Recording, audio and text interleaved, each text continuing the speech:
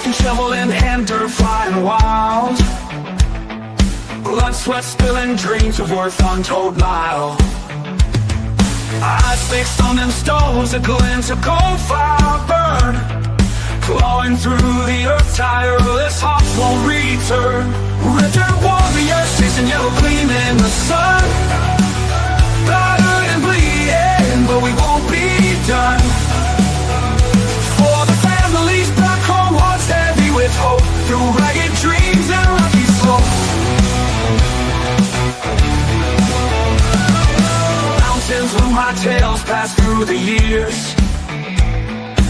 Every grain of sand soaked with dreams and fears. Grit and grim and forging fortune from the rock. Echoes of their struggle ticking like a clock. Red dirt warriors chasing yellow gleam in the sun.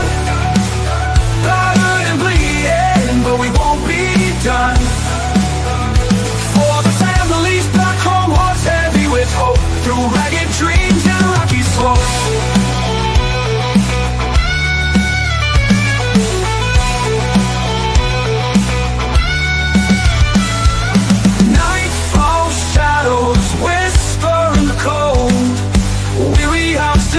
For that elusive cold, pressing skyward under the star. Red dirt nation driving to get far. Red dirt warriors chasing yellow gleam in the sun. Battered and bleeding, but we won't be done. For the families back home, hearts heavy with hope, through ragged dreams and rocky slopes.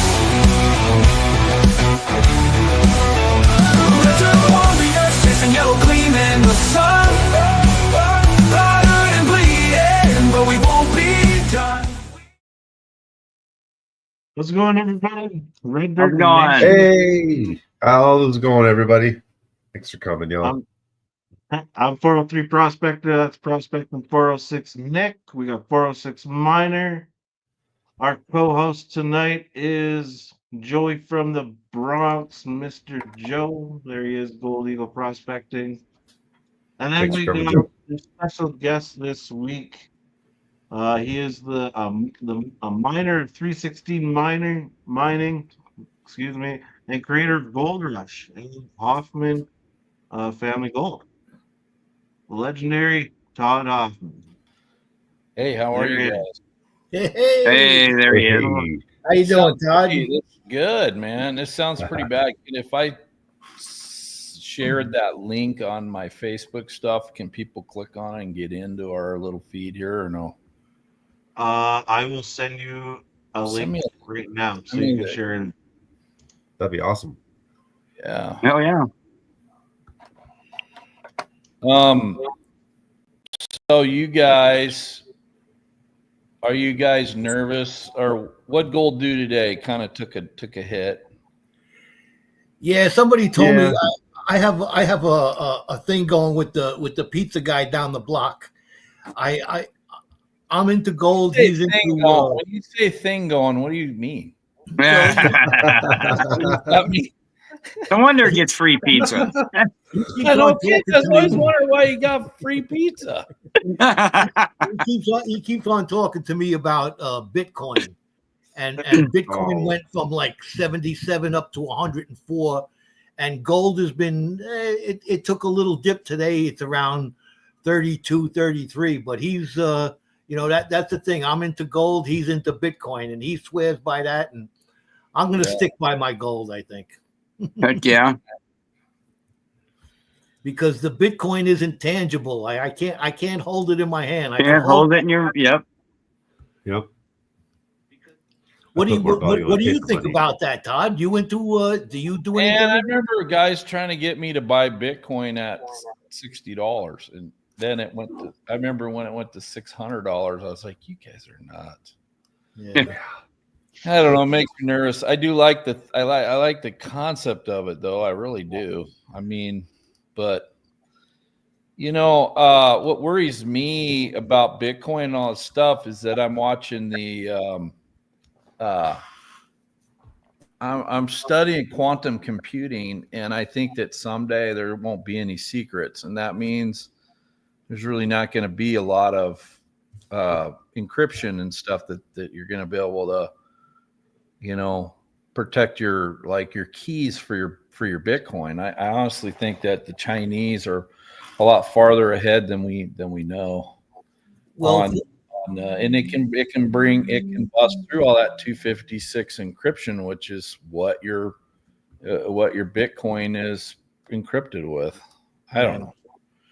well, That he makes was saying that the reason why it took off, it went from it was constantly going down, is because our president has said that our economy, our dollar, is going to be backed by Bitcoin. Oh, I don't understand how they can do that, but that's why it took back off up over 100,000 now. Well, they're talking about a Bitcoin reserve. Yeah. And that means, yeah. So, I mean, they're talking about, he's talked about that. And I don't, Yeah. To be honest with you, a lot of those guys, especially like, what's his name, Besant, who they're all stock guys, and they're not, when they get in his ear, he's not going to be doing a lot. I don't think he's going to be doing as much with the crypto as you would think. In my opinion, what do I know? Yeah. we could all We're all just it could all dudes at the fall end of the apart day. tomorrow. We're all miners. We're not Bitcoin guys. Yeah. I'm into the I gold. like the and shiny. the key is to figure out how to get. The main goal is to get a mine, if it's little or big, and find a source that you can go consistently get gold. That to me is like everything. I don't care about all this other stuff, because as you've seen where gold is going, the rest of the world, they've all printed money too, worse than some of them. And I don't think that $30 billion is payable. You can't pay it back. So in my opinion, everything's pointing towards gold, and that what really scared me about the tariff thing with China is that I don't think that the United States knows anything about magnets. Did you send me that link? I'll get it up there. Yeah, Huh? I sent it to your Facebook. Let me look.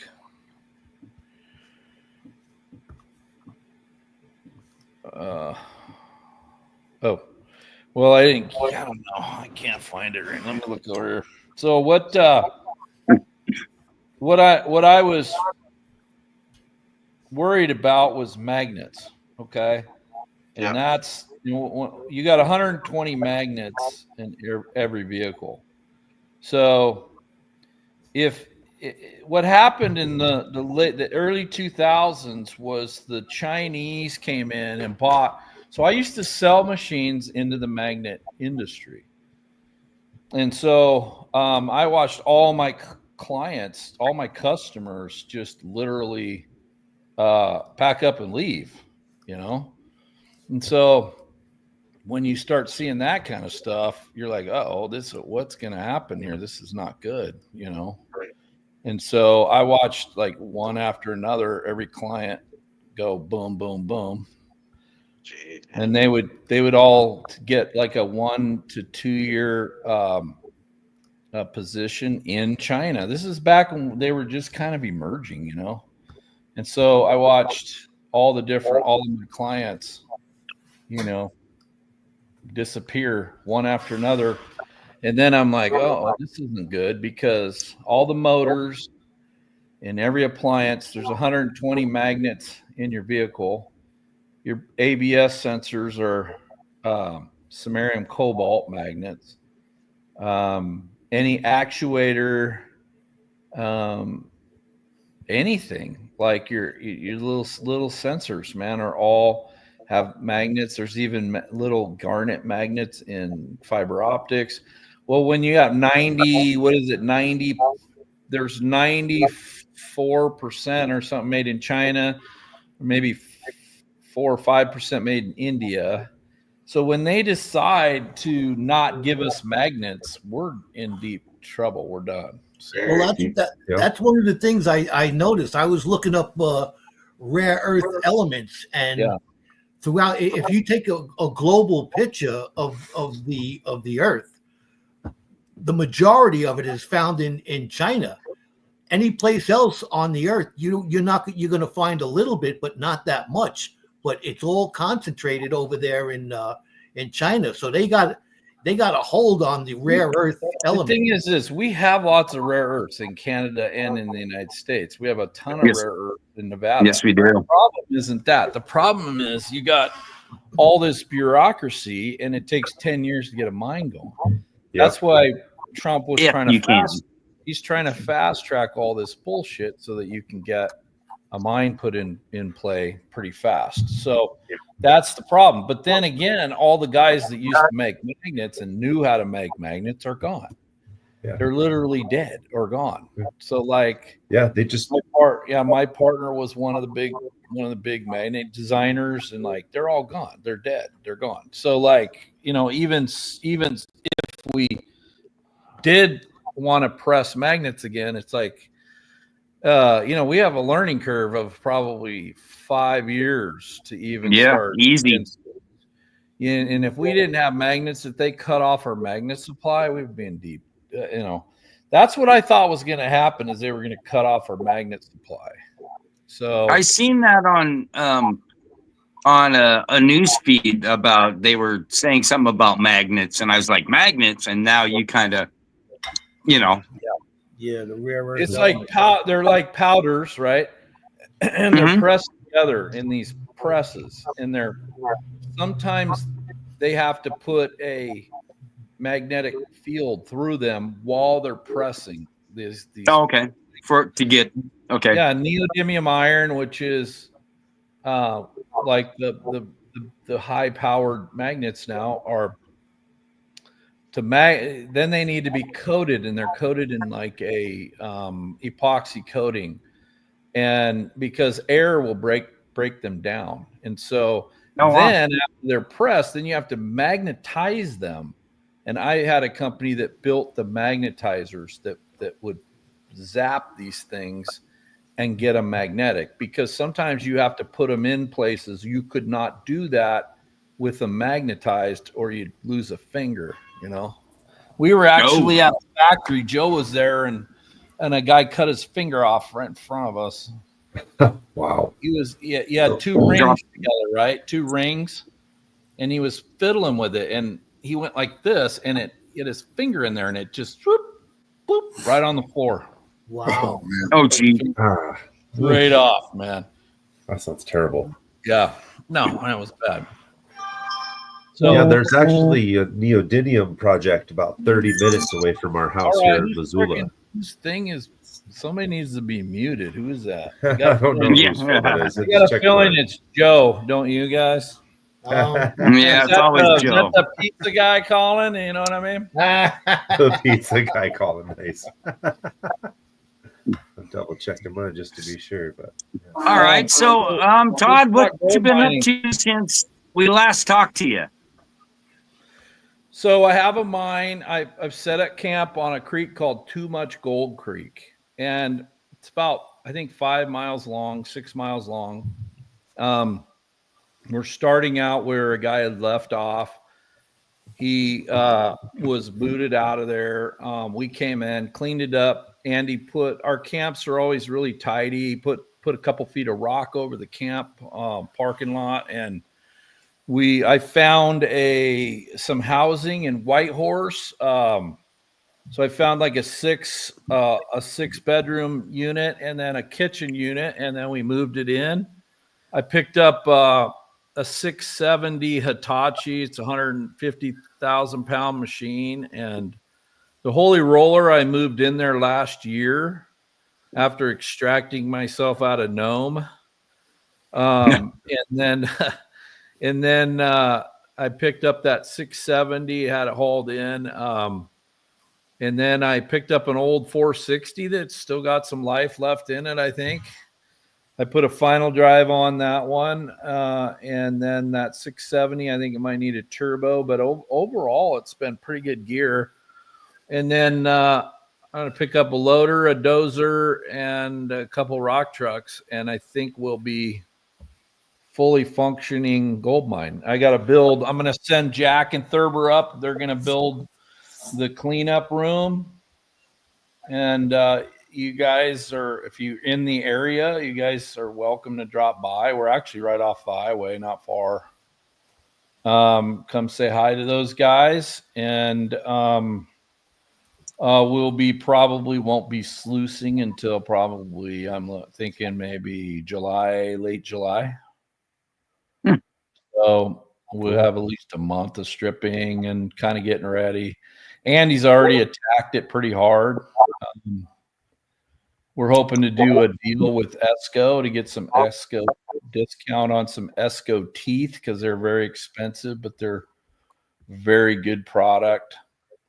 You were talking about those Esco teeth last time we were talking to you. Yeah, they're good teeth. They were made here in Portland, and I don't know where their foundry is now, but you know, all these leftists here in Portland kind of kept messing with Esco, I believe, and they're a great company. They just make a great product, buckets, teeth, everything. There's other ones too. I've used Hensley's. I've had other ones that are pretty good, but this right now I'm choosing the Esco at this point. But you know, every time you switch out teeth, it's $4,000 or $2,000 or $3,000. Yeah. Jeez. Yeah, I know. I'm not made of money, man. You know, Not yet. I was on a 2-bit reality show, guys. I'm not rigging. Good. I get married in the middle of July, so I think that's my honeymoon coming up to your mindset there with the lady. Oh yeah. All right. Well, that'd be super cool. Well, to you come guys in. are welcome to come up and just kind of let me know what you're doing, and if you have like some kind of place to camp or camper. They gave us this. The neighbor gave us this big. I don't know what it is. But it's a perfect. Oh, it's a big cone for a cone crusher. They're going to use it as a fire pit. So we're going to have some fires. Tell lies to each other, and you know, it'll be fun. How many sticks can I fit in that box, huh? Yeah, there you go. I got to pick up a new one of Freddie Dodge's tables and his MSI jig. So if you guys see any of those around, let me know. MSI jig. Wow. I think Freddie's going to build me a table, but you know, he's out filming again. He has his show's really cool. Him and Juan. So right. I don't know if he's got one ready to go or not, but I got to give him a ring. Yeah. So what made you prompt the move from Nome to the Yukon? So I had that God created mini landslide thing. It was not much of a landslide. It's more of an ooze. And I oozed dirty water, not dirty. It's just brown water into the brown creek that runs brown all year. And they didn't like that. They thought I was killing the wilderness. And so, yeah. So I last summer, I just spent the whole summer fixing not only what I did, but everything that people had done for the last 100 years. So nothing had been enforced on that creek. And so I got stuck with it. And so I did it. I literally Andy reclamated the whole creek of Doll. I mean, just everything. So we just went all in, and it cost me hundreds of thousands of dollars to do it. It was really hard, but you know, it needed done, and I'm on the hook for it. So to un-F myself, I had to just keep working on it. I cleaned the camp up. I did a whole bunch of stuff on there. Well, you know, good on you. Yeah, I mean, oh yeah, it's not fun, but it's like, you know, if it's, I don't know. I didn't feel very appreciated when I left, and No. that doesn't matter. That's just the way it is. You're in a big boy world, and sometimes you get kicked in the balls, and so that's what we did, and we got it cleaned up, made it look nice, and left it Or, about 100 times better than when I got there. So that's or at least one of Better than those, ask for. hey, thank you very much for doing all of this. You know, that would have, no, never got that. you know what I mean? It's, You won't either. No. No well, good you know deed what? goes no We'll good deed say it. goes unpunished. We'll say it. So- Thank you very much. You know, it's like I got some guys that are loyal. I got some teammates that are. I have probably the best little mining team right now than I've ever had. And so, like, when you give this mission up and you pray about it and you just give it to God and you say, "Hey, man, I'm going to step out on faith and go do this again," and I'm just watching all these little things just kind of fall into place. Yes, we will step on our you-know-whats here and there, but yeah, it's just all starting to like come into place. And so we'll see what happens, you know. Is your son still working with you? Creek, if there's gold on that creek, we'll get it. We'll get to it. So And speaking about faith, you had a post on Facebook about Tater. You know, he's really been coming along and growing as his faith, his health, he's lost 60 pounds. His Yeah. faith, and his marriage. You know, that's the thing when you get around guys that care about those things instead of being around people that don't, you know. The company you keep is a big deal. And so like I think Tater, he's just around some good positive dudes, and like watching him kind of grow and it's just for me that's super important to me. It was never just about me getting gold. It was the adventure with the guys that I'm with, because I know, which a lot of people don't, that you know, I'm going to die and stand before God, and he is not going to really care how much gold I got. Right? Right. So you're like, you know, there's guys out there with a ton of gold, and they're going to stand for the Lord, and he's going to say, I don't know who you are. Who are you? Like, and like, I don't want to be that guy. I want to invest in, if you invest in your faith, you're investing. That means to feed my sheep, to God says, take care of those guys, take care of your people. And that's why, you know, I have, you know, good guys, good mining team. Oh, here comes the dog. It's my daughter. What was the Don't passage in the Bible that said it's easier yes. for a camel to fit through the eye of a needle than a rich man to make it through the gates of heaven?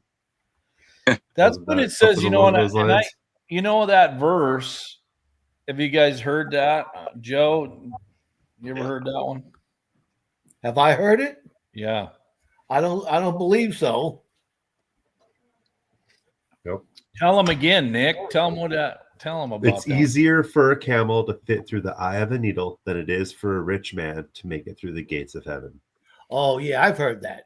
Oh, Okay, so let me tell you what the story is on that. A lot of people might disagree, but when I went to Israel, and there's a gate in Israel that's real skinny and just whoop, it's a little tiny gate into the city, the old city, and that is called the eye of the needle. And what it means is that verse was, so if a camel had to go through that gate, it had to literally, it could just fit a camel through there. It couldn't fit his packs, his nothing. So it would put his head down and they'd drag that thing through this thing. Basically what it's saying is you got to take and strip yourself of all belongings on this camel and yourself to get through the eye of the needle. I'm being fat. I barely could walk through the eye of the needle. And so I think what he's saying is that you got to peel all your belongings off, because it's not going to matter in the end. And you really have to, you can't, there's zero value in your wealth once you cross over. And that's what it's talking about. You can't rely on your wealth. You can't, that doesn't mean I don't chase gold and money and everything else. I'm not saying that. I want to feed my family and we want to do what's best for our people. But if that's your God, you ain't gonna get through that eye of that needle. You can't buy your way to heaven. Exactly. Nope. So it's interesting. It's an interesting saying. Yeah, I've loved What it. the for a long first time. gift, people say the first gift that Jesus was given was what,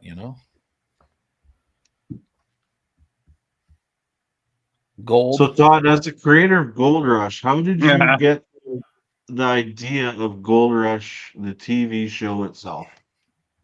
So there was these TV producers, Raw TV, little tiny company, and they were trying to do a show on survivalism. So they ran into some pretty big survivalists that we know.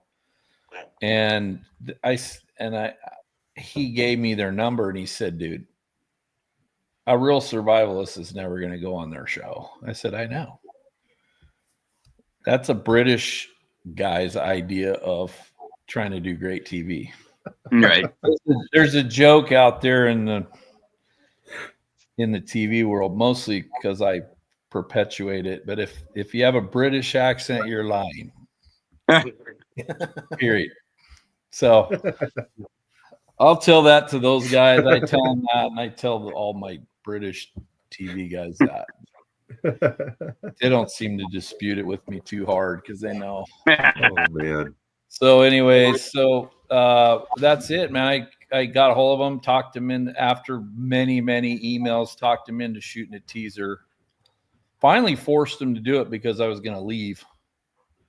They don't like when I tell the truth. When I show people the truth, they don't like it because it's not the way it was portrayed. So anyways, yeah, and that's it. Came out, shot a teaser. I learned a ton from them. They're the English had a very, very big television industry, Channel 3, Channel 4, and they know how to do television. They just did. And I learned how to shoot TV from these British guys that have been at it for a long time. And very thankful for the college education that I got from them. So I do have a teaser out there that looks like it's getting traction from at least 2 networks, by the way. I'm not so sure I've escaped the actual cable TV world yet. So in the early Gold Rush shows, when you first got on there and started that, did you ever prospect before, or was that the I mined with my dad. My dad came home one day and said, Dad, what do you think? You want to go to Alaska and go mining? I'm like 14. I'm like, yeah. And he bought a D8 and we built a wash plant. And we went from Northeast Portland in the city right up to 120 miles north of Fairbanks. And we mined up there. We got maybe 90 ounces in 2 years. That was about it. But we mined. I was up there. We did it. My dad did it. Lived in a trailer, and he didn't have the master planning, and stuff, but he was a go-getter and he did it. And so I always knew if there was a chance to go mining again, that we would do it again. And that's when I was able to put Gold Rush together around our next big launch north. And, it was still tough. It's still tough. If you get up there and you're just like, you just get up there and the water tanks, 5,700 Canadian, this, that, dude, you're just getting hit with bills, $5,000, $10,000. The fuel truck comes with 2,000 gallons. That's every time the fuel truck comes, it's $10,000. It's just like you're bleeding right now. I'm just literally hemorrhaging money. But you do it because you believe in what you're doing and you believe in your team. And so I have a really good team right now. My Facebook stuff is just huge. The other day I did a post with almost 800,000 views on it. So wow. Nice. I loved your one on your TV plant. Be 1 to 200,000 people are just following just on Facebook alone. And Is your son still working with you? no, but he's still working and doing selling some mines, some 43101 mines, and he's doing stuff like that. He's got his brand going, and then in between, he's dating supermodels and stuff like that. I don't know, dude. He went to Miami for 6 months. He said, I went there and visited him. It was kind of crazy, but he's back now, and I think he's doing pretty good. He's still alive. There you go. I mean, and he's a conservative. He loves God, but it doesn't mean he's not a wild animal. He's like, I don't know how All much right. I don't know how much he likes me. He likes me sometimes. Okay, when we talked to you last, you were, I think, a little bit under like Discovery Contract. Are you under them now? Nope. No, I'm done. Okay. I'm done What's with any the of good that. dirt? Oh, well, they're struggling. They're all struggling. Networks are struggling. And their advertising is down. Their viewership is way down. So, it's just a tough game. And then you got Netflix banging up against you. And so it's a tough game for Discovery Channel. But I'm in talks with Fox too. Fox is doing good. They have quite a bit of money, but it's just kind of a tough game. This whole TV thing has been really, really rough.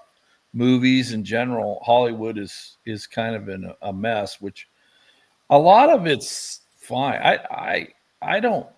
I couldn't happen to a better group sometimes when you think about it, but there are a lot of normal people that make their livelihood in this TV business. So it is a little sad to see, but you know what? It is what it is. Hopefully everybody will find their legs and they'll come out with some new stuff, some new shows. But other than that, you know what? I think they're Gold Rush is filming. All the camera guys are up there. I don't know who's doing what.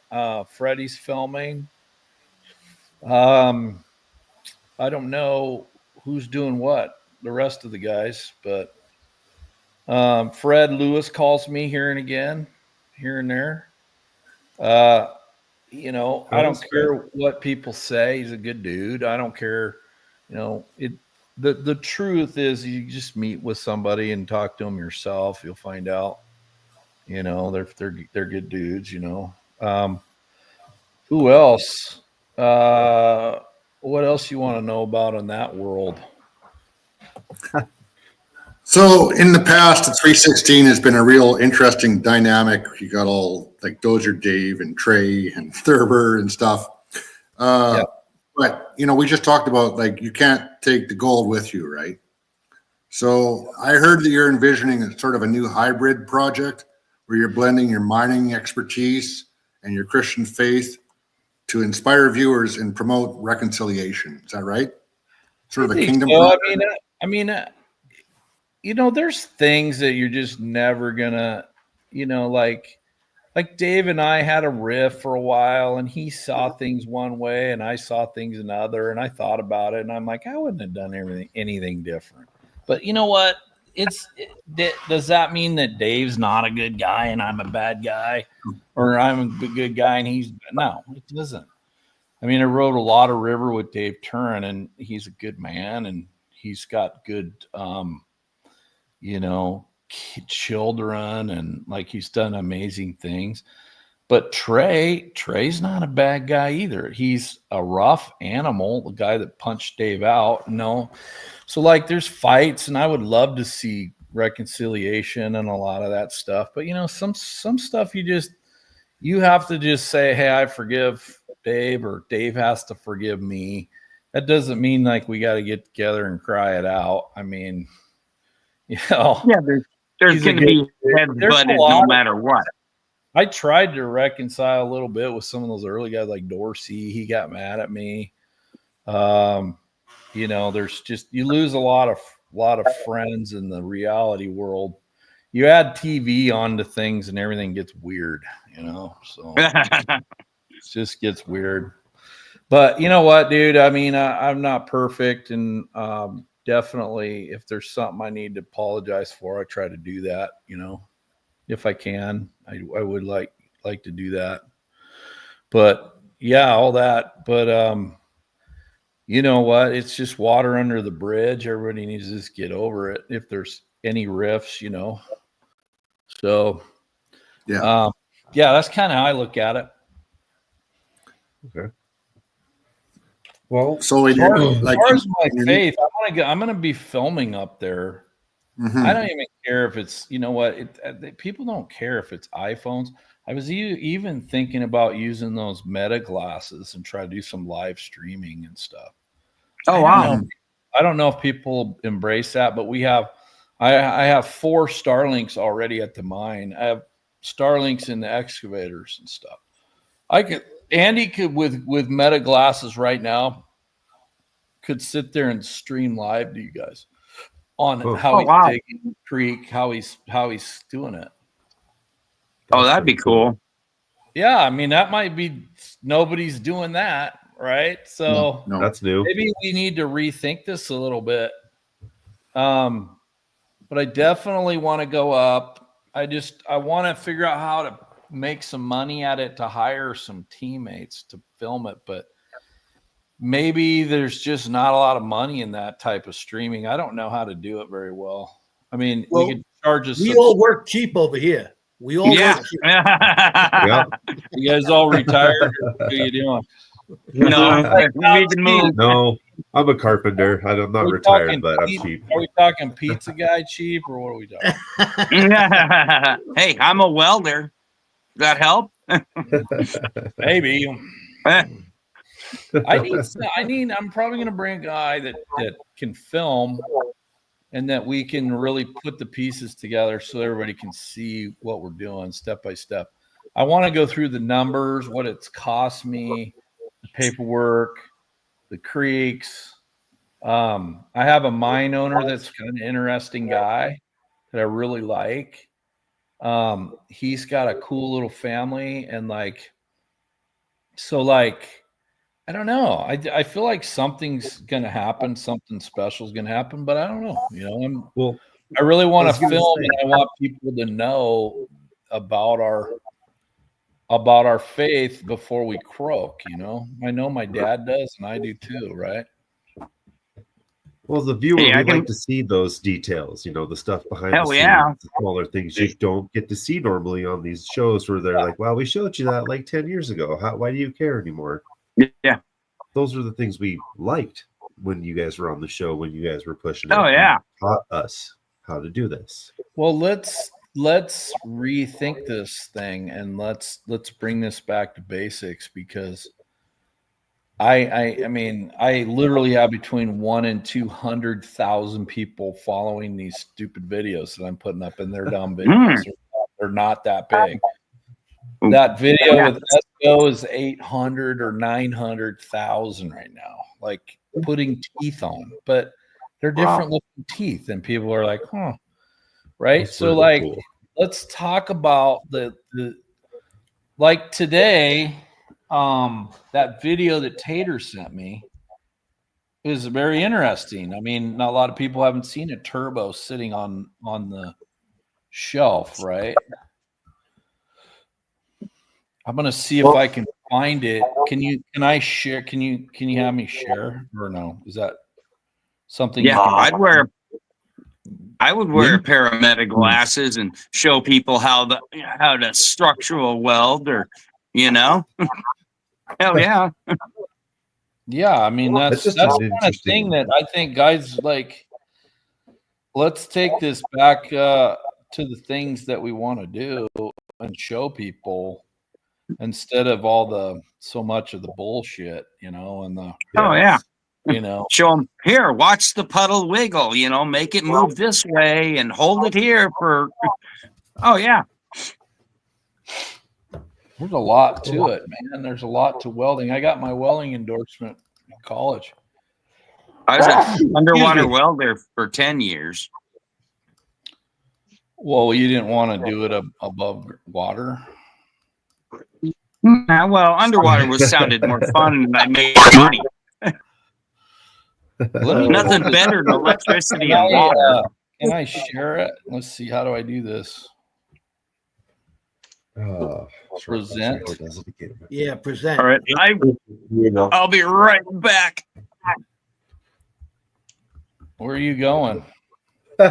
Who knows? Who knows? He likes the short bus. That one there. He's our short bus driver, Todd. Oh, gotcha. Oh, he collects us all and takes us where we're going. Yeah. We're all in the yes. All righty. When he joked about the sticks in a box, he's not kidding. He really did try that once, and it didn't turn out well. Seriously. Anywho, okay, I have a video that I would like to put on here. You have it on your page already, or not yet? Let me see here. I'm gonna. Let me say it. I'm gonna send it over to my. Okay.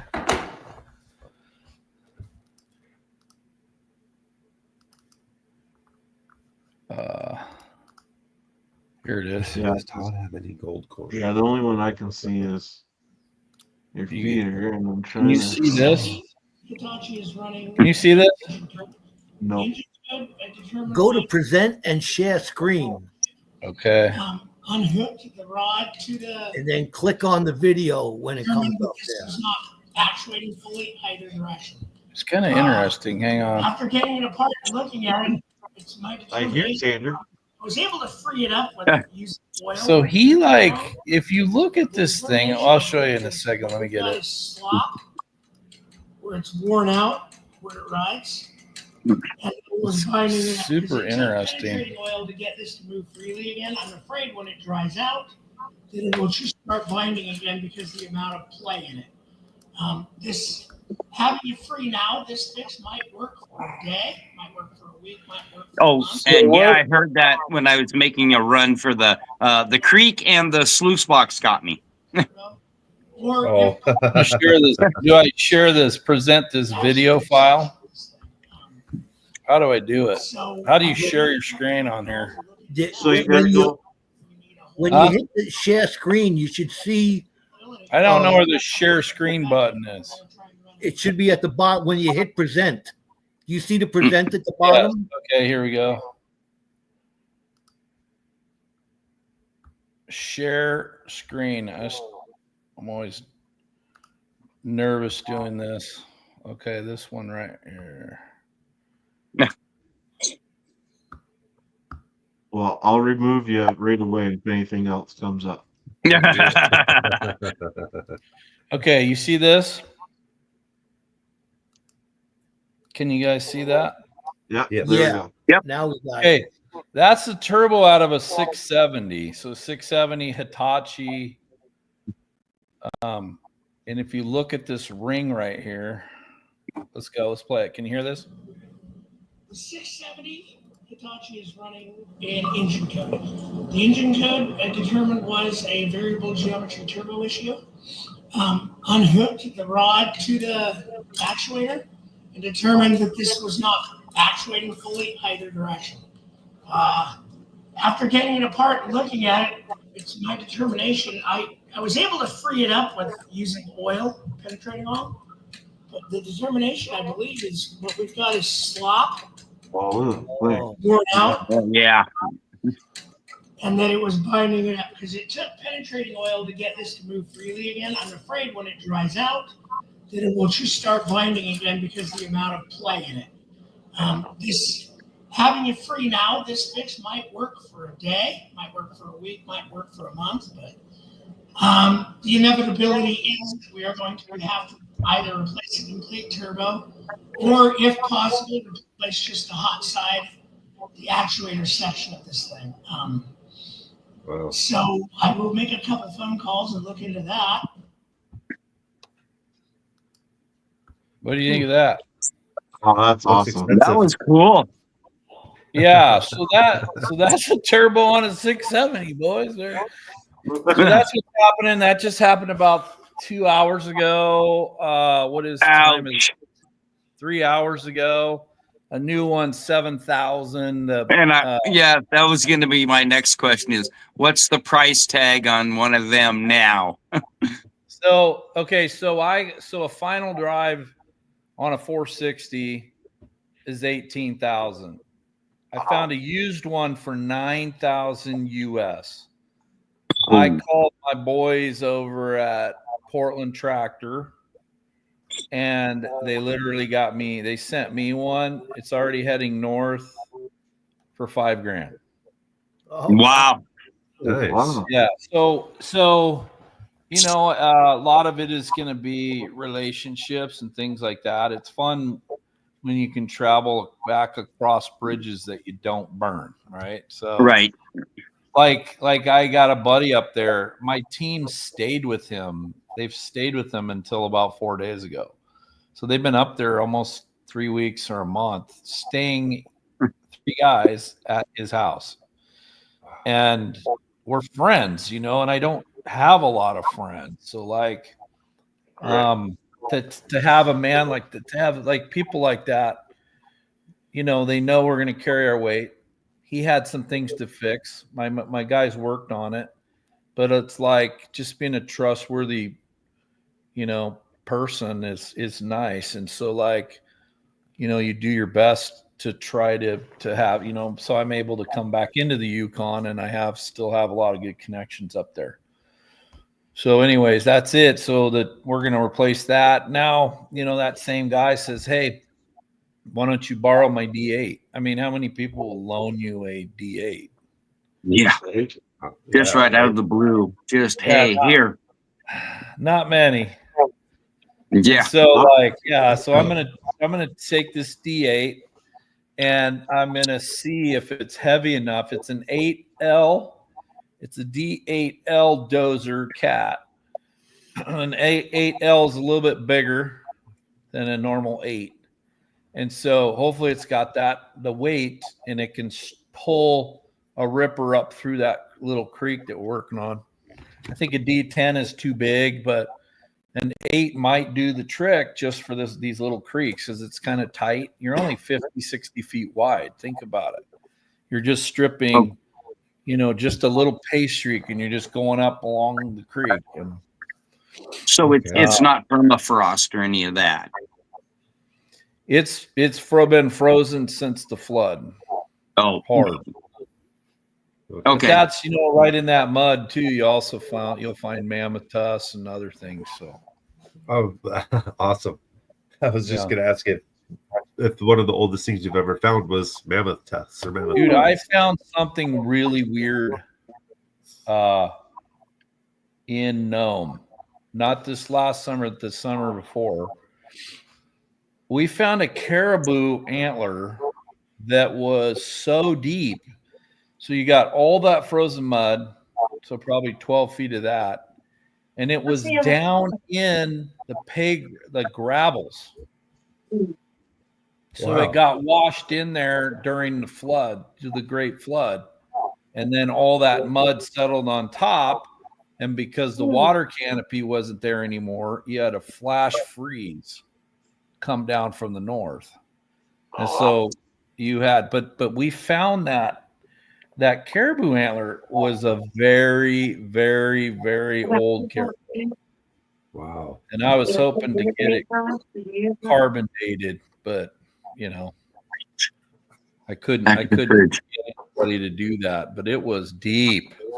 We've never found anything that deep, an animal part that was that deep. Where is it now? Do you still have it? I got it sitting up there, up in Nome. I don't know. Maybe I brought it home. I can't remember. But I have, several tusks. I don't know what we're going to do with those. Over the years, the last 10 years, I've stored up a few. There's a guy that's got a really cool website. What is it called? He does the woodworking, Black Diamond or Blacktail Studios. Blacktail Studios. Oh. I love his work. That guy is right by me, and he did a mammoth tusk.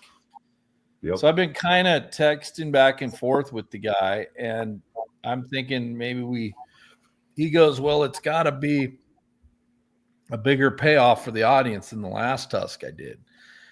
And I looked at his last tusk, which it wasn't bad. I mean, it was a big one. It was probably about like that. But I have a granddaddy tusk that's 9 feet long, probably this big around all the way down. It's big, huge. Oh, It's got this blue color patina on it, man. It's pretty sick. Yeah, real cool. We'll see. Maybe I do a deal with the Blacktail guy.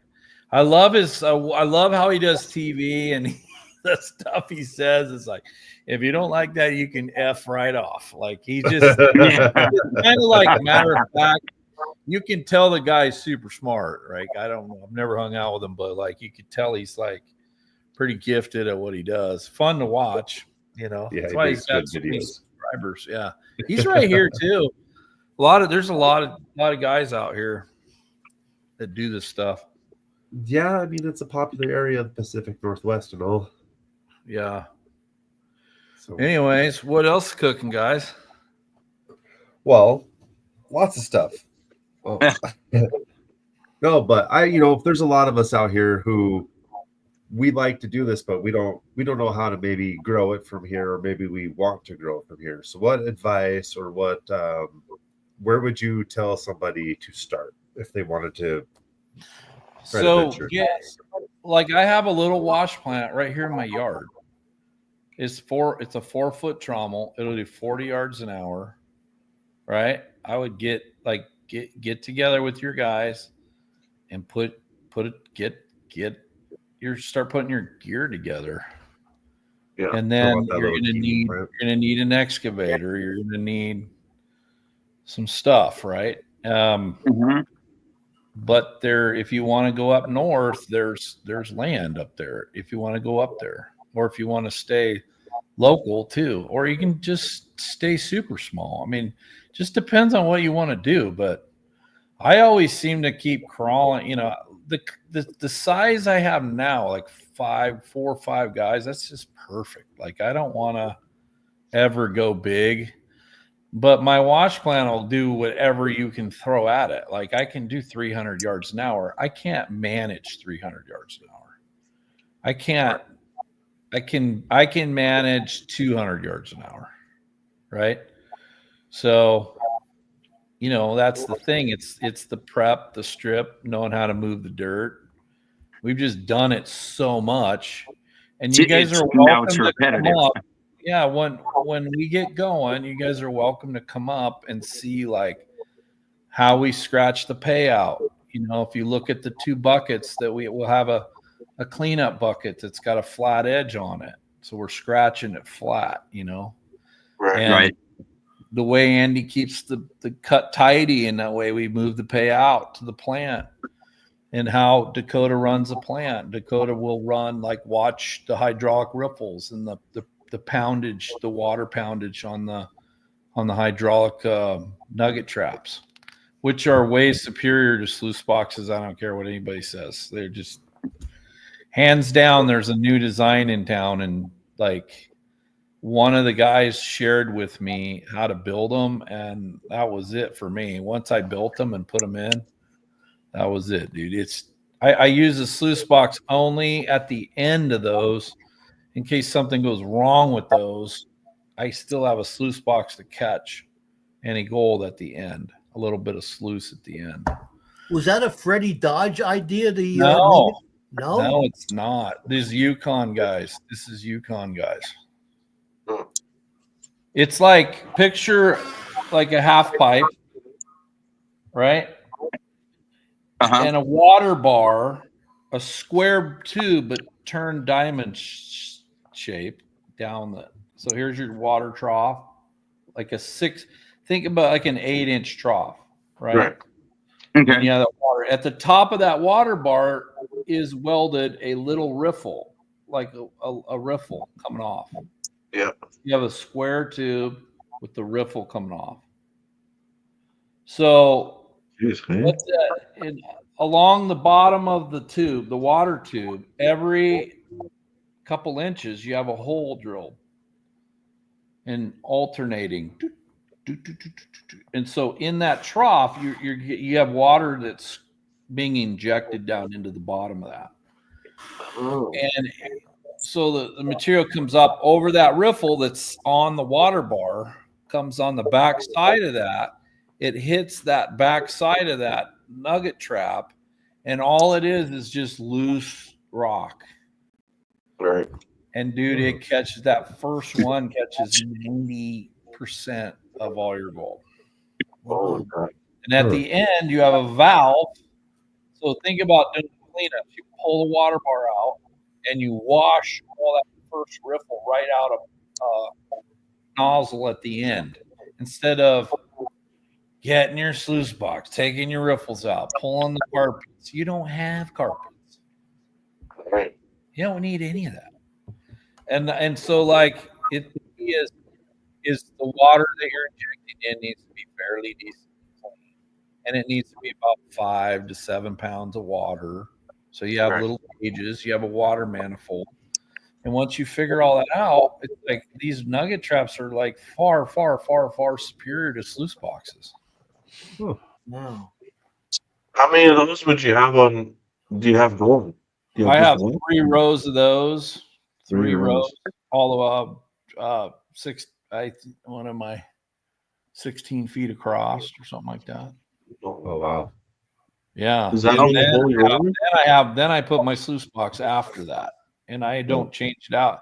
I look in that first couple riffles just to see, hey, I see a little gold. That means something's going wrong. But when it comes out, you still do Freddy Dodge splitting, so that you have 4 chutes that drop the material out onto the. Then it starts to come out like this and spread out, and then it goes across your 1, 2, 3 nugget traps, and then onto your sluice box.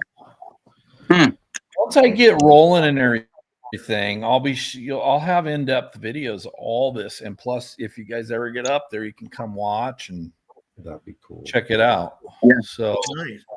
Did you get that distribution box from Freddy Dodge, or did you guys make it yourself? which we built those in Sandy. I have the blueprints on them. Nobody has the blueprints on them. I put them on CAD. I have them on CAD. I can call right now the steel shop and say, give me 3 of those made. Jeez, So like they won't just make them for people because it's not their design. In fact, he turned somebody down the other day.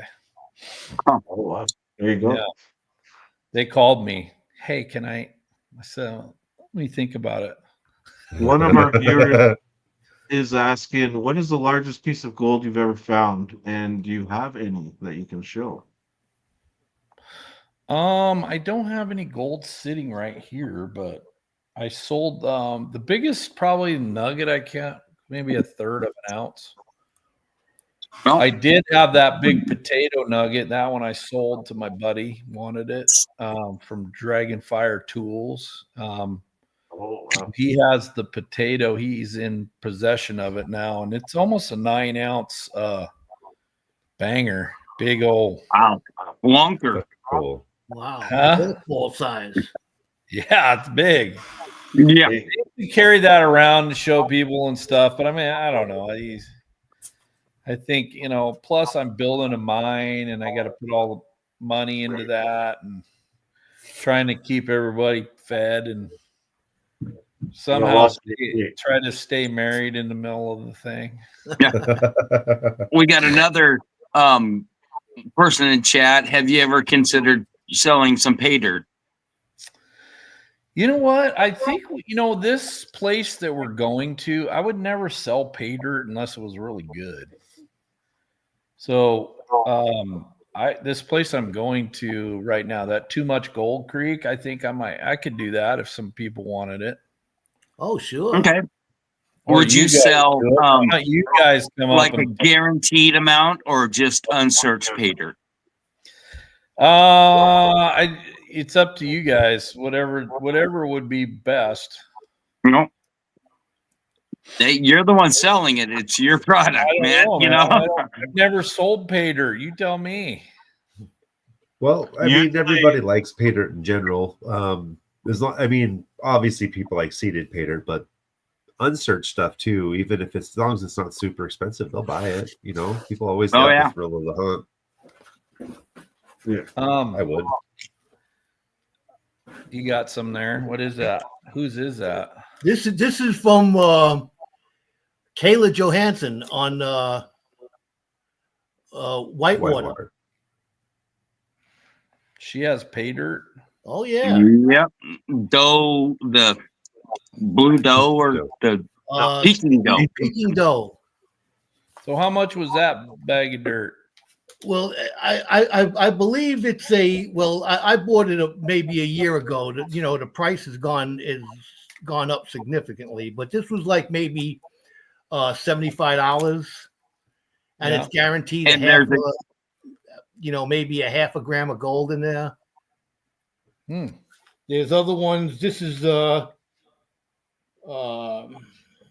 quarter gram bag of pay dirt from somebody, Mad Dog 555, one of the YouTuber guys over here. So there's quite a and they guarantee you X amount of gold in it. Yeah, most of them guarantee a half a gram plus, so you might get 0.6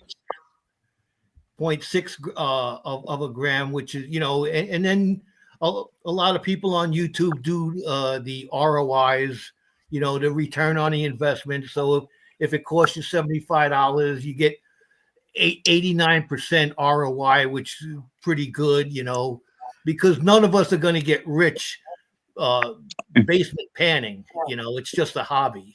I'm from New York. There's no place for me to get any pay dirt. Well, what if we did? I've gone. What about? Don't you guys want to come show up and fricking do? Of course, I'd love to come show up. Be fricking on the set. That was going to be my next question. If you want to smell the dirt, the grease, the 5 gallon bucket diesel, and hear the friggin' generator and absolutely smell the coffee in the morning, and then we go out. I was down in North Carolina where we ran a wash plant down in North Carolina, which was a nice experience for me.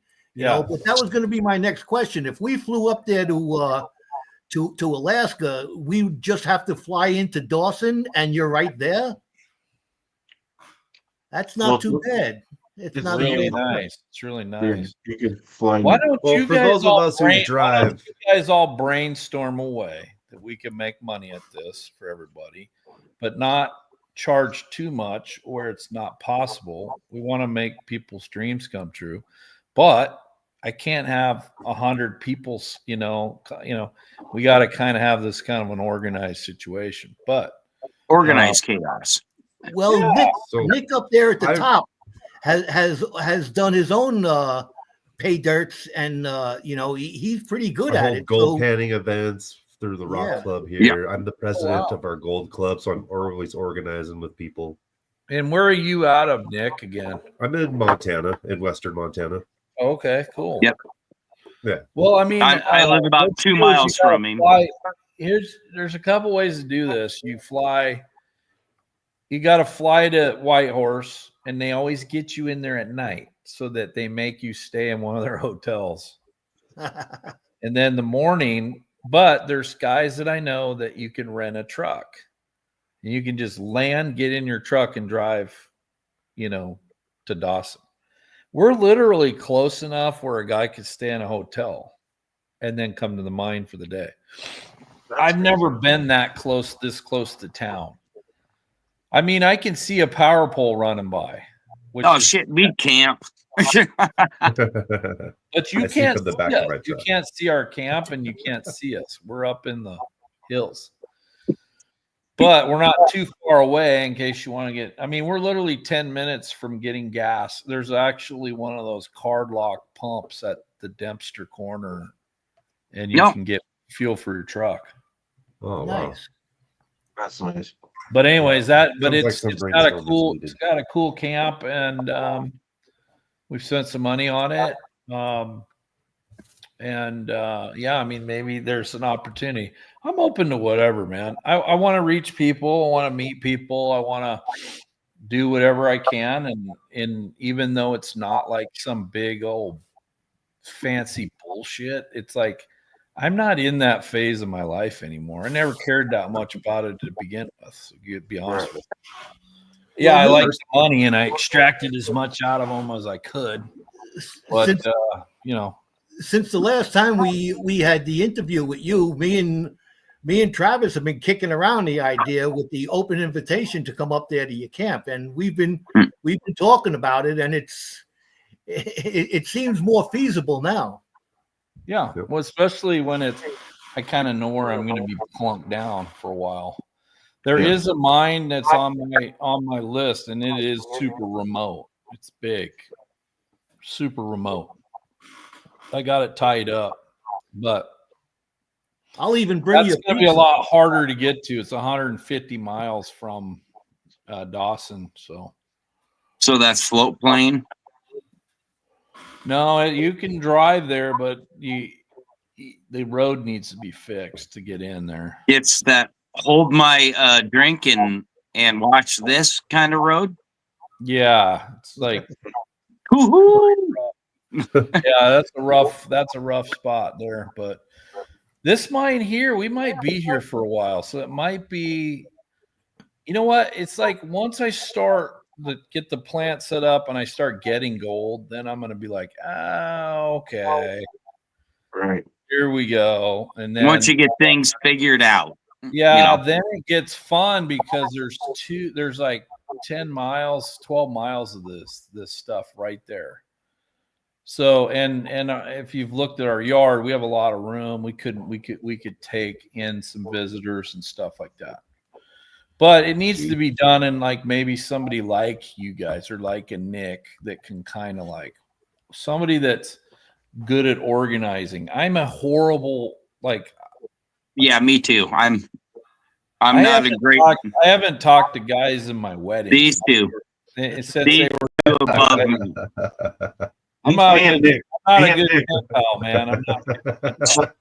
I'm the dumb one who crawls in small holes and just gets shit done. These guys organize things. Yeah. Try. So I have Bedrock's asking through the years, who's not with you now and that you miss the most? James Harness passed away. He was my very first mechanic. Yep. He had so many, and I probably told this story before, but he had so many injuries. He came to me and he said, I think I'm going to kill myself. Oh. And I was like, dude, no. And he's like, he goes, the pain. He's got fused things in his back and fused things in his wrists and his knee, and his ankles. It's like everything.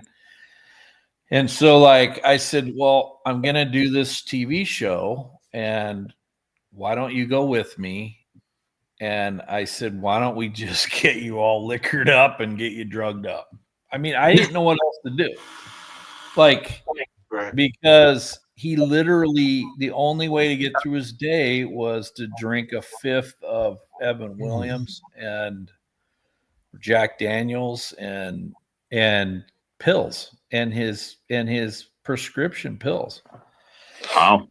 And I know that sounds bad, but it's like we extended his life, and he actually became, a TV guy, and he got to do some cool stuff, and he had a DUI. So when I crossed him through the border, I had to pay a deposit on his dumb ass to get him through Canada.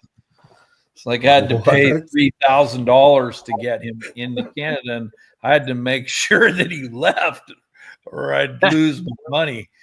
Oh my goodness. Anyways, he just was but he was like, I had some really, he's really fun to be with. Like, just, he's like an old rocker guy. And so everything he said was just like, oh my gosh, that's straight 70s, man. Like, just, so it was just fun. You know, it was fun. And I miss him. I do. Yeah, I watched him a lot with you guys, and it was just like you could see, you know, he just didn't move the best, but he was just powering through it. Well, maybe with some help, you know. I remember that one summer he goes, you need to keep Dorsey away from my camper because I'm gonna shoot. Yep. I'm gonna shoot him right through the door if he knocks on my door. Yeah, and I'm like, ooh. So I would tell Dorsey, dude, stay away from James. Just don't talk to him. Don't look at him. He wants to kill you. So just stop. Just stay away. There's reality TV. Stuff like that. He was always on the edge. You know, he was an outlaw, you know. But he was friggin' good company. He's one of those guys who, like, you could just sit. He was just hilariously good company. Guys I got now, right now, I got a little guy named Cowboy Carl. I don't know. He made the show a little bit last couple years ago, but he's like a little cowboy. Like, he ropes when he's not with me. He's roping, you know. And you got Andy's my foreman, and his son Dakota's probably they're our best miners. And then you got Tater. He's an operator, but he's just a spectacular bush mechanic. And then, you know, with that, and then in the cleanup room, you know, you got Jack and Thurber. They're going to be doing cleanups, and I'll probably have my dumb ass out there in a machine or doing whatever I need to do, probably holding an iPhone filming for you guys. I don't know. We'll probably pick up another executive producer. Yeah, I'm a producer, man. There is a show that might get picked up. If it gets picked up, I'll be gone in August or September for about a month. So, and you guys are going to absolutely shit your pants if it gets picked up. Oh, awesome. Every adult needs to do that at least once in their life. Yeah. Super insane. Like, super insane. Like, nope. Like, I have some access to some shit that nobody has access to. Like, Uncle Jimmy just Todd gave us most of us hobby miners our start. I bought my first pan and bag of pay dirt during the first season of the gold rush. Wow. He just wanted. Yeah, man. Yeah. A lot of guys call me and they say, hey, you know, me and my dad watched the show together. He passed away, but it was really, I just want to tell you thanks, because it was something that we got to do Friday nights together. We got to share that. We had a lot of good memories together. Dude, what's better than that? Yeah. I mean, yeah. What is, like, come on, what's better than that? Like, when people say that stuff, it's like, that's pretty cool that God would bless me to have a little part in that, you know, in my life. And my dad was little when he grew up, and he'd been in a lot of fights. Jack used to fight a lot. Like, and I think it's because he was little and he got picked on a lot. And my dad was always like, and it was really cool that later on in life he got to become Gold Rush Jack, you know, like, yep. My dad, people got to see what he really was about in his heart, and how special of a person that my father is. And so, like, that kind of thing, to be able to, as a son, to kind of help people make money and get careers. And, like, you know, I found Freddie off the internet, and, you know, Dave was my neighbor, you know, was from my town. And, like, to be able to help guys and to be able to expose good things in people too is really cool. The TV always wants to try to put the shit in there, for views, but the good stuff, man, is the good stuff, and the good-hearted people, and that kind of thing. That's what always has been the funnest part for me. How old is your dad now? What's that? How old is your dad now? He's 79. Wow. 79. His trailer is all ready to go. He keeps calling That's Andy. amazing. He's like, your dad keeps calling me. He goes, I'm just stripping. I'm not ready for your dad. Like, Yeah, he's all ready to go. oh yeah. He's like, would you get me out of here? Because my mom's got him doing all these little things. And The honeydew list, huh? so like we have this little wedding venue and we had a Mexican wedding and they threw all this confetti all over the grass. So I saw my dad out there picking up confetti this morning. Oh, jeez. I know for a fact all he's thinking of is get me out of here. You know, he's got all the honeydew stuff, you know. How much of the show, the Gold Rush show, that we all remember it the way it was, but how much of it can you tell us? Was any of it scripted, or was that you do what you got to do and they left you? Probably 20 or 30% is bullshit. Oh yeah, yeah. Yep. Some of I it's filmed, some of it's bullshit. Some of it's real. No, Parker and I, we talk once in a while. No, we're not really that. We're acquaintances. Looks like a question about Parker. He's a fantastic gold miner. He grew up in it. He's just smart. He's got a ton of gold, and like as far as gold mining goes, he's like the real deal. Nice. So's Tony Beats. He called me the other day. That's one guy I'd like to meet one day in my life. You should go up there and meet him, Tony. And so in the winter, he's down in like Surprise, Arizona. You can kind of run into him maybe down there. Tony's always been pretty good. I remember the first time I saw Tony, I said, I'm going to put him in the show because of, he's just a wild animal, and like, he's one guy that's always, always recognized, that hookup, he gets it. Like he actually really got it. Like he's very thankful for that exposure. And it's been a blessing for him and his family. Like, look, to this very day. I worry about Rick. I don't know what's going on with him, but obviously he's talked about it. He was in, the throes of an addiction that's rough. So yeah, hopefully they're not just filming him and just trying to get views out of the guy, and they exploiting the. I feel like it's just a huge exploitation at this point, but hopefully he's okay. And hopefully if he needs help, he gets it. Cause he's not, I don't know him very well, but everybody said, hey, this guy's a good dude, Well, he seemed like it. Everything I've seen that he's a pretty good dude. And so who knows, man, you know what, dude, we're all sinners and we all need help at times. Yes, we are. We've all fought our demons. My friends and family always said I needed to be there. This is Steve. I have sent lots of drawings out to guys. One of my drawings people know it's Mega Dredge from the Bering Sea Gold show. No. I'm not sure what he means by that. Tom Ranke called me. I talked to him the other day from Bering Sea. Emily Rydell, I know her and her husband. Who else is out there? Fred Lewis, I talked to him not that long ago. Dakota Fred, I got a chance to talk to him before he passed away, and we'd always chatted. I hired Dakota Fred. Matter of fact, I got paid an immense amount of money to help start that show or help seed the show. Okay.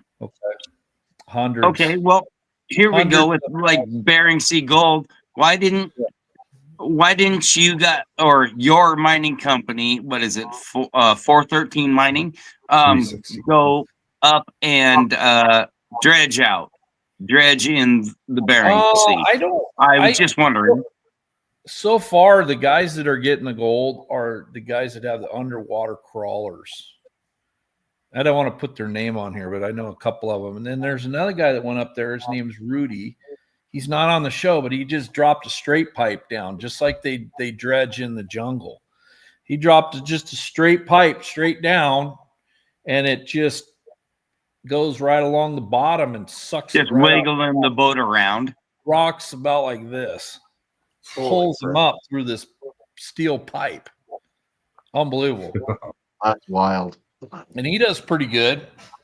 No diving, just drops a big old pipe down like this. It goes down and it sits on the bottom with this big basket and just a big vacuum cleaner. And it's been fun to watch him. Matter of fact, he's running my sluice boxes, but he kind of built them himself. I don't know if he did it right or not, but well, I was just wondering, I know you guys have gone, to other places, and it kind of would be, you're up in Alaska now, and maybe a shift to the Bering Sea. I'm in Canada, but you know what? The Berings, I would do it. I just haven't done it, and there's guys that have ships up there that are going up there all the time. Matter of fact, another ship is running those. When I say that design, it's not really my design. I got shown that design by some guys. I'm not going to name their names, but matter of fact, one of them came down and we drew them out together at the steel factory. So like this is a Yukon gold, only hardcore gold mining Canadian dudes that came up with this design. Nothing's mine. I'm not going to try to take credit for nothing in this world, really. I try not to, but sometimes yeah. So anyways, those nugget, they're nugget traps. They're not hydraulic riffles per se. They're like a big half pipe. But they just catch so much nicer, and it's the cleanup is fast. We know a really good geologist if you need one. You just call Rock Butcher. We can give you his number. Yeah. So, Jim is asking, do you ever use services of a geologist to help you with your projects? Nope. You know what? There's a guy named Jeff Keener, and he is a really good geologist, and he's up all over Alaska, and he'll come up into Canada, and I really like his advice, and I've gained a lot of knowledge from him, and he's just a quality person, But yeah, he actually mines too, so he kind of knows. But yeah, I do sometimes bring a geologist in, but a lot of this is freaking. You just got to dig it up and go for it and see if you get. I had that one cut set aside. We got 1,000 ounces out of it, but it proven out and drilled out at 3,000. Well, when we got down in there, the drill holes did not show that the old timers had scraped the absolute shit out of that cut. And when I started stripping, we were running into cavern after cavern full of ice. And we're like, but you couldn't tell because there was no tailings anywhere. I don't know what happened, or they dumped the tailings in the creek and they got washed away. There was no entrance holes. There was no mine shafts. It just looked like a hillside, just perfect. And then you strip down, and the old timers just scoured that place. Oh, wow. And it was really rich. Even we still got 1,000 ounces in a cut that went to shit. So like today's price, guys, we're at $3 million. Like so. Anyways, sometimes. And the drill holes did not prove that the drill holes did not show that. The drill holes showed consistent gold throughout that cut. And literally half the cut had been scoured by the old timers, just been in there.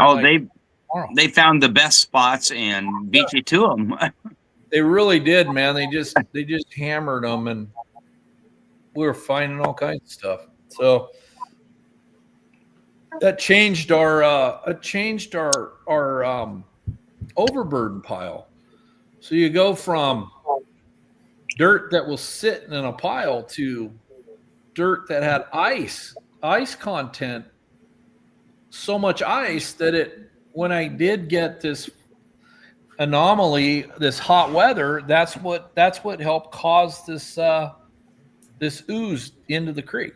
Was that? Oh. It's because I was friggin' I had ice from all their friggin' tunnels everywhere. Like, it was unbelievable. They were in there like for years. They must have been in there a long time. Wow. Wow. Yeah. You mentioned Sean Pomranke had called you up the other day or last week, whenever. Didn't he? I heard that he moved his operation inland. Is he doing inland mining now? He's doing inland mining. He's doing really well. He picked up all that Komatsu gear that I had up there. Cool. So he was able to buy all that, several $1 million, and he's up there. I think he's going to have a kick-ass year. I'll bet he does a lot, thousands and thousands. Nice. Yeah. Is he in Alaska or is he in the Yukon? Yukon? He's in Nome. He's out on Klondike Gold's land out there. I know those guys too. They're all real good dudes.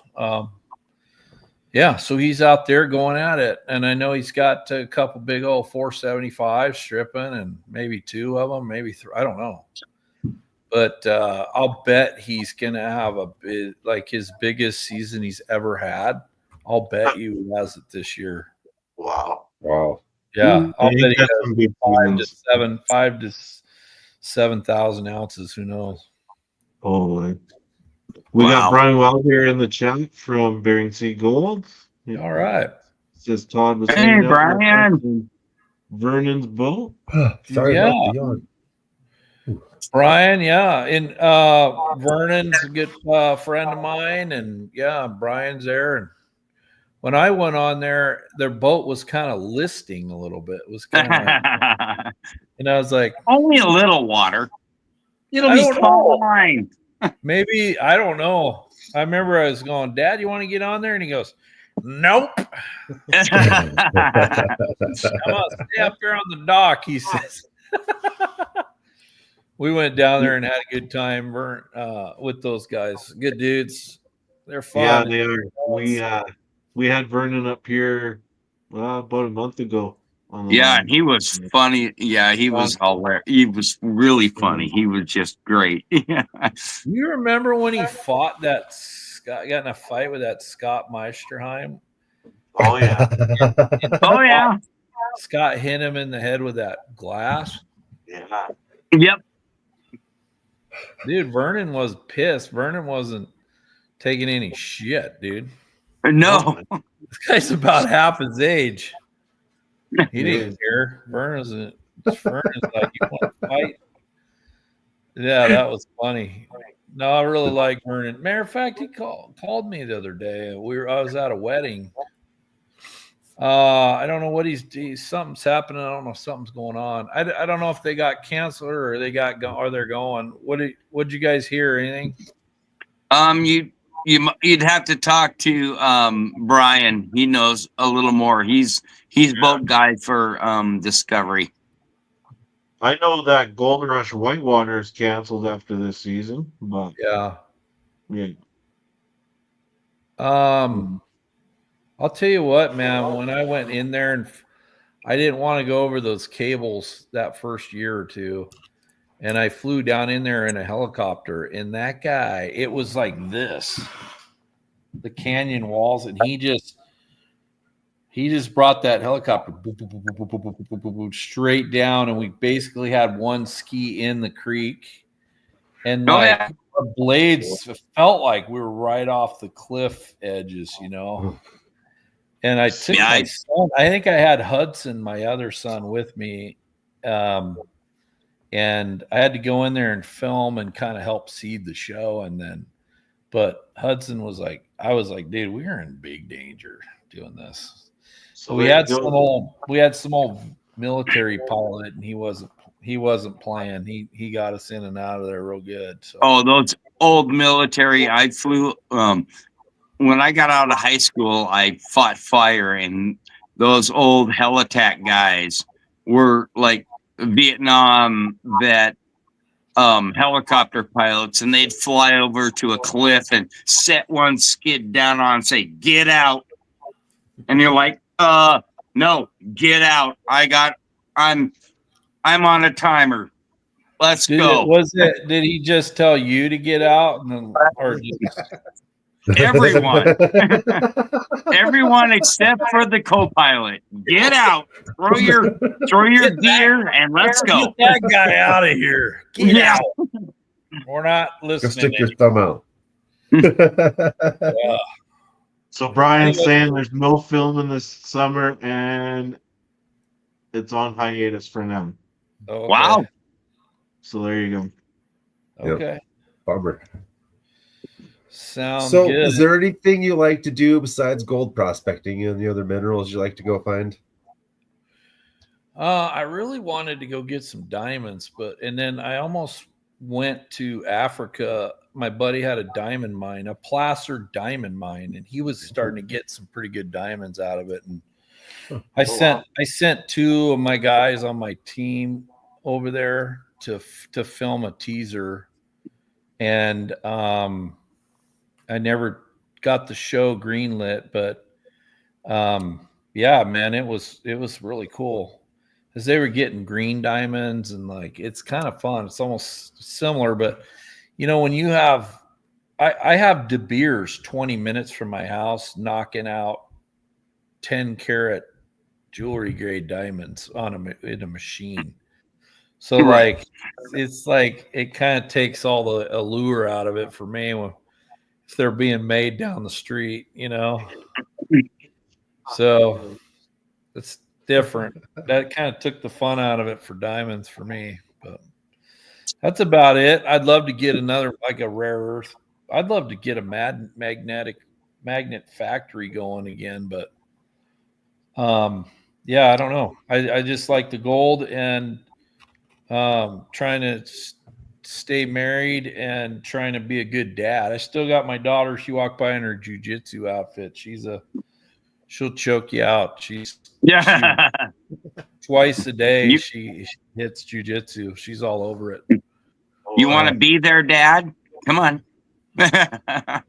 Yeah, I it's just hard when you're looking at the world and you're like, I really want to try to get my kids all established in their prospective businesses where I can help them at all. And we're just not there yet. We're in that beginning stages. They're in their early to mid 20s, and and then they're looking at the world and all the shit that's going on. And it's like, so to keep a stable place, a compound that they have a safe place to create. I don't want them going to college and all that crap. I mean, I went to 6 colleges, but they weren't teaching us how bad America is and how bad you are for being a white guy. I mean, that's stupid. I mean, we shouldn't be judged by the color of our skin, and we are being judged by the color of our skin. And it's like the whole point was, guys, it's let's stop doing that crap, So let's be together and just deal with it, Yeah. You may have bigotry over here, and the same guy might have bigotry over here. And you know what? We'll all get along. We'll all just hang out. If you don't like me, then stay away from me. Blah, blah, blah. It's United Kingdom. I don't care what they say. It's turning over. It's getting destroyed. Germany is dangerous. It's not Germany anymore. I was born in Frankfurt. It's not Germany anymore. They have let Muslim societies into these countries, and I'm telling you, they're not assimilating. They don't care to be German. They're just they're going to impose their will on these countries, and I'm telling you, they're going to be in deep trouble. And all it points to me is, guys, let's get our gold mining shit together. Let's get our teams. Let's figure it out. Yes. Let's get our spots. Let's keep sharing knowledge, and let's get our little minds going. Because maybe in the end, that's just something that we have that we can actually control. And I don't know. That's all I can think of, man. I'm no rocket scientist. So I'll just put this out. We did kind of a teaser. Oh, sorry. Who did I talk over? Did I talk over you, Nick? No. Oh, I was just saying, we did a teaser for, I don't know if it was Discovery or who, what, where, when, and how, and they were talking, because we're not under anything now, to maybe go to Greenland. And me, Nick, and Travis. No, we were in talks about it. We weren't accepted. So I was just, who was kind of putting that out. You were saying teasers. Who was it for? I can give you this person's name. Text it over or put it in the private chat. Yeah. There may be something in the works on that. Oh, really? Maybe. Okay. It's all rumors and hearsay. I'll put it in private chat. Yeah. Yeah. Yeah, because if I touch my phone, I short bus out. There's it's in private chat.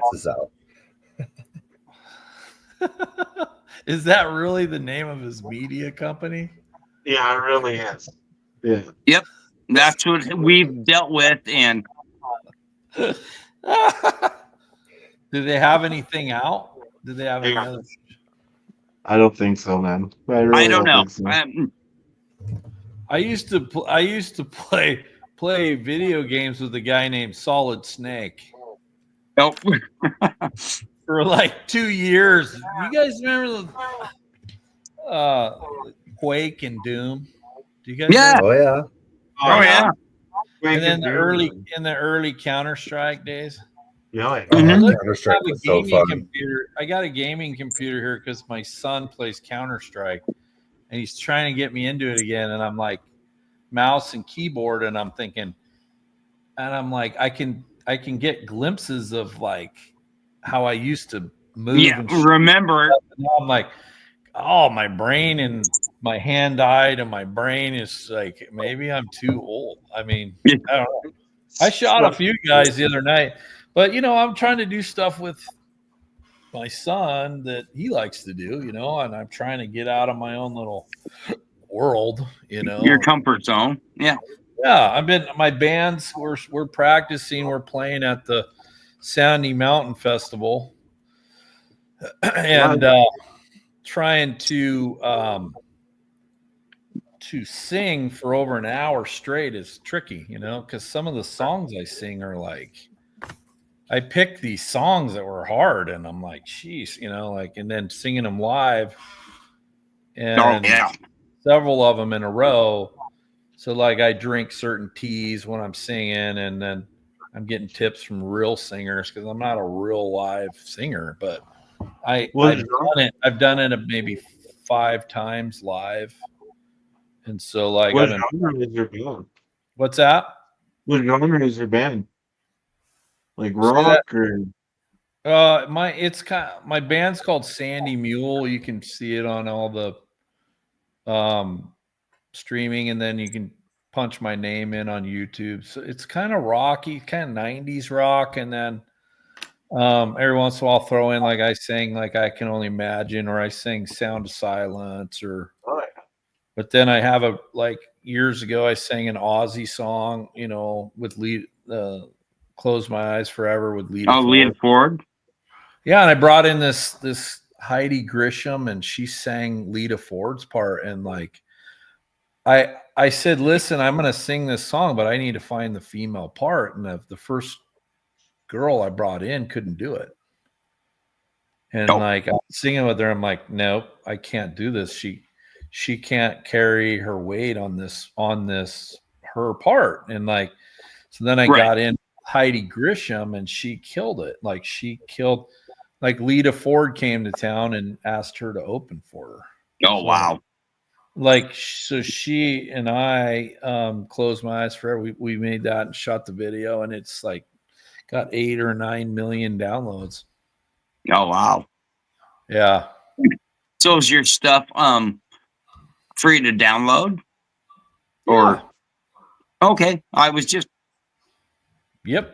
just go to, I have a bunch of original songs. I got Sandy Mule on any of the platforms, and a lot of those are original songs that were written in the 90s by some of the guys in the band and former band members. And then but I'm playing at the Sandy Mountain Festival. If you're local, come or Portland area, come to it. It'll be in July.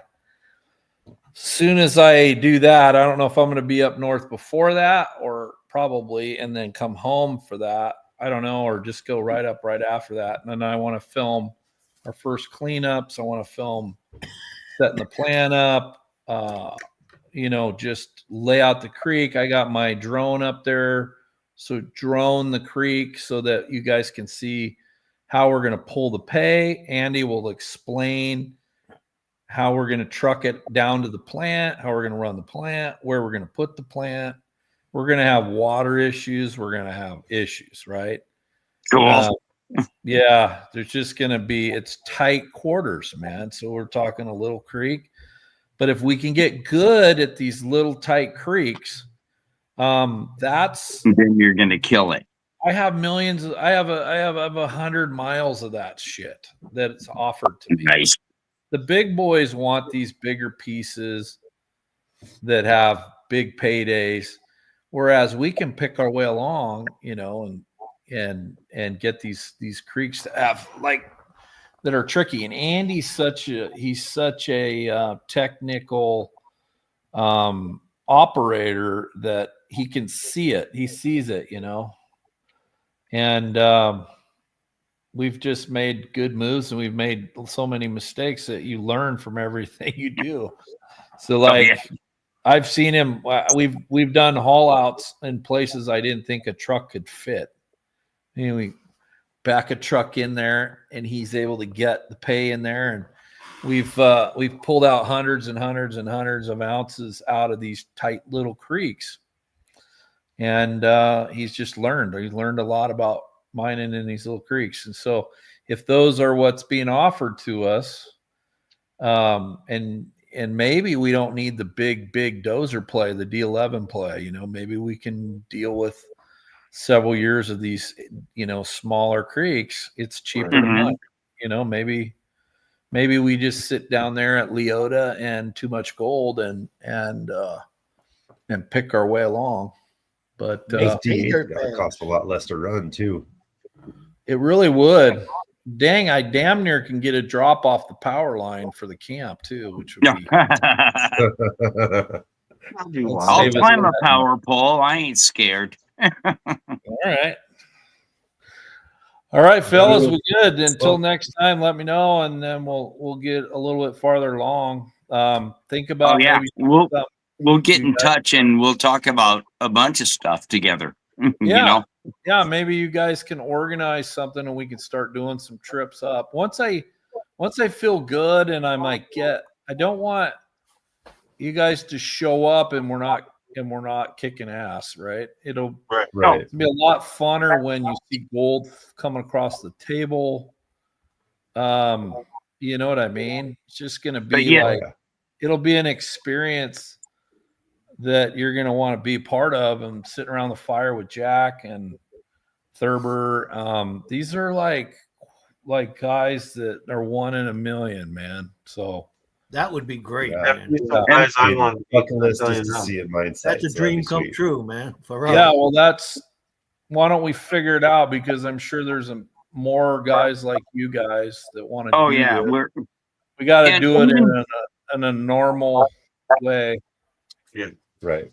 So and we don't even get- if there's not a big payday, you know what? It's the experience and digging and being with friends and, and sitting down at the fire at the end of the night, having a beer together or whatever, and just talking and laughing. Those are what if my we're all best sitting there? What experiences. if we're sitting there and we whack into a pocket of gold that's like mind blowing? That would be amazing. That's what I want. That's what I'm looking for. I It would want be to an hit. experience of a lifetime. I want to hit that big. My biggest cleanup's like 130 ounces in one day. I know you're killing us. I want 130. I want 150 in one day, and Yeah, that'd be wild. you know what I mean. It can happen. It happens. It happens. That'd be cool. I'd like to I see know. That 1 would ounce. be amazing. But still, my thing is, the camaraderie and Yeah. just being together and, the BS around and stories around the fire are, I take away more than would be the gold. Yeah. I know my wife wants to go mining on her honeymoon, so that's a weekend. So I'm meeting the right woman. That's So, pretty good. Yeah. I know. I don't be a think good time to mine go. does. We're going to All have right, to put the blinds because then they can have their time. Yeah. Right on, Todd. Blessings, Anyways. guys. Until the next Yeah, time. man. All Thanks, right, Todd. man. I Thank you appreciate it. very, very much for coming up. Yep. We'll see you. Hopefully, Yes, we'll yes, see you yes. soon. Okay. Yeah. Thank Get you. in contact with us. We'll talk about this stuff behind stage, Yeah. Okay. Sounds good. See ya. Later. But Right on. So there's legendary Todd Hoffman. There Man, you go. Awesome. want to very thank cool him stuff, again man. for Bye, Uncle stopping Jimmy. by. Thank you everybody in chat for stopping by. We've been up Yes. to Thank you 60 very people, much. down to 12 people. Yeah, it's been great. Yeah. So I think I'm gonna go up to the Yukon this summer. I think because I'd love that. That would be Yeah. that's a dream come true. So the Yukon is in Quebecistan, right? So the Yukon is in Just Western north of Canada. it. Oh, Just north Quebecistan. of All right. Well, And we'll yeah, talk about that so- off stage. exactly. But again, thank you to Todd for coming up. We got a glimpse into what he's working on right now. He's still got his awesome team. Next week is our final week of our interview series for the summer before we shut down because it's mining season now. As we've been talking about, us three boys here, Red Dirt Nation, the OGs, we're all meeting up next week in Montana. Woo woo! Here we go. We might we're even gonna do a Red Dirt Nation a video. We might. Because we have to remember and yell at ourselves to start Well, filming. Supposed to be getting a new phone this week, so hopefully I'll be able to take some really cool photos. So there you go. got my free upgrade from Verizon this year. Oh, Steve DIY Project needs a wrench. Sorry, I seen him Yeah, in chat a bunch tonight, so I didn't want to interrupt anybody. No, for sure. Next week we've on our last interview is with another reality TV star who is currently on Gold Rush Whitewater. Mr. Carlos Menor is going to be joining us. We're going to be talking about some of the stuff that's been happening this season. There's only 3 episodes out so far, so if you haven't watched it, get over to Discovery and watch Whitewater. You know, it's they're in some hairy stuff, man, and it's some really rough water. It's It's insane this year. Carlos is solid. He is. It's gonna He be is a a great solid dude. live. You know, I'm really excited for it. And then, yeah, I don't know what the live stream for Monday night's gonna look like in the summer, but we'll figure We that could out. go live from See what Linton's Bar. happens. We'll see what happens. We'll figure that out. as Steve it needs a comes. wrench Anyways, when you get a Right. chance. yeah, Yep. I'll get to it. Anyways, Sorry. who joined? Oh, big movie fan. How you doing? Oh. No, it's just we've been live for 2 hours already. So Wow. Yeah. you know, an Jody hour and 60 minutes. Genealogy. Cool. Thank you. Maybe genealogy. Anyways, we're gonna hit that outro. Thanks for joining. Have a safe week. We will see you next week. With that, anybody want to say anything? Goodbye. That's it. Thanks for coming, y'all. Have a good Yeah, night. we had a Yes, great thank time. you Good week. very much for coming. There's more to come. Respect, y'all.